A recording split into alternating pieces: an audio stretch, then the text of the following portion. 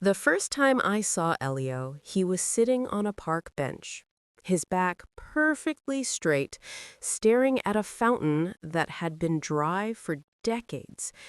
He looked like a man sculpted from fine marble, all sharp angles, but with a quiet sadness resting around his eyes. He held a small, aged wooden box, the kind a child might use to hide their most precious secrets. I walked past him every morning for 6 weeks on my way to the bookstore, and every day he was there, silent, still. Eventually, my curiosity, that relentless little beast, won out.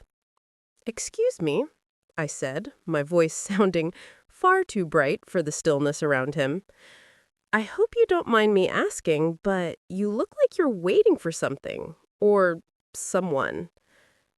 He didn't flinch, just turned slowly, his pale gray eyes meeting mine. "I am waiting," he said, his voice low and calm like the sound of a distant cello. "I'm waiting for the moment to be right." "For what?"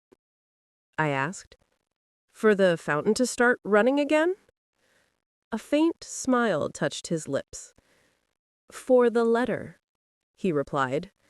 "The one that was supposed to arrive here."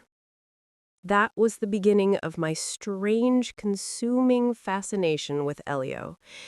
He told me he was a curator of lost letters. Not officially, of course. He was a retired librarian, but he believed his purpose was to keep the memory of undelivered messages alive.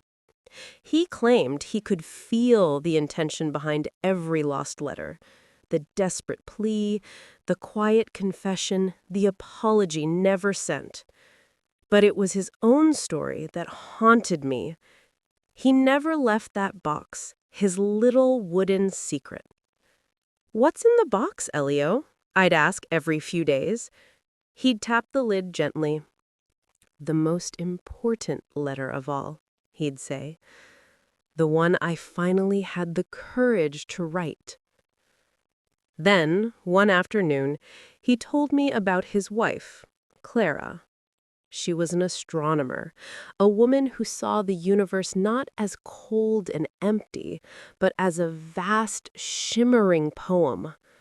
They had a love that burned fiercely, beautifully, until one year a sudden illness took her away, and with her, all the light in his world. Before she left, they made a promise, a strange one. They promised that no matter what happened, they would write. I laughed softly. "Write what? A letter to the stars?" He shook his head. "No, a letter to the place where we knew the other would be when the time was right." He looked at the dry fountain. This was our spot, our quiet place, far from the city lights. We used to come here and just listen to the silence. My heart ached for him. It was a beautiful, tragic thing, a promise between two souls reaching across time. "So you wrote your letter and you're waiting for hers?" He nodded, brushing his fingers across the wooden lid. "I wrote mine 3 years ago, on the anniversary of our last kiss. It's in here. Everything I wish I'd said when she was still here to hear it." He exhaled slowly. But her letter never came. I tried to be gentle. "Elio, maybe she couldn't. Maybe it was just a promise made in pain. It's time to let it go." He only smiled, a soft, knowing smile. "No, Clara never broke a promise. She just never failed to see a way." That was the last time I saw him alive. The next morning, the park bench was empty. My heart sunk. Had he finally given up? I ran toward his corner, afraid, but when I reached it, I froze. There it was, the small wooden box sitting neatly on the bench. And beside it, under a smooth gray stone, was an envelope.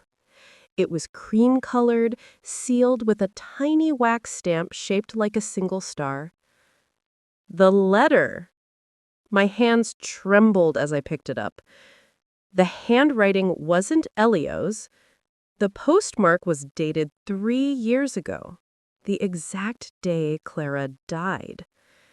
Address to the Curator of Lost Letters, Park Bench 4, Sector 7, Earth. I tore it open. Inside was a short note, not a grand goodbye, just a simple list. 1. The key is to listen to the silence. 2. The box only opens for one person. 3. Look at our star tonight, my dearest. It's the one that shines a little brighter when you smile. There was no signature, only a small, hand-drawn smiley face. For a long moment, I just stared. Then, slowly, I looked down at the box, the one Elio had guarded like his own heart. It hit me. The box wasn't his. It was hers. With shaking fingers, I searched the side and found a tiny indentation. I pressed it. Click. The lid opened. Inside was a small silver skeleton key, and beneath it, a note in Elio's handwriting. I hope you found the key before I lost mine. My breath broke. Tears burned hot in my eyes. Clara hadn't sent a letter from the stars. She'd left him a key to open his own heart, to make him read the words he'd written in his grief. He hadn't been waiting for her letter. He'd been waiting for her to tell him it's okay to say goodbye. I never saw Elio again.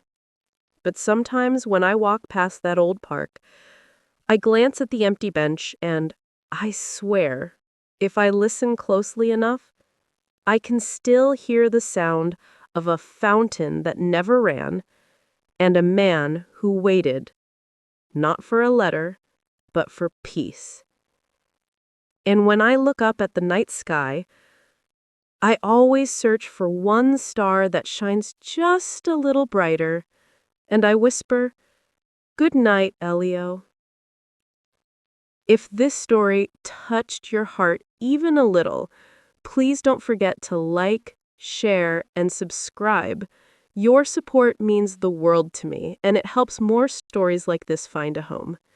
Thank you for listening, and I'll see you in the next one. Take care of your heart.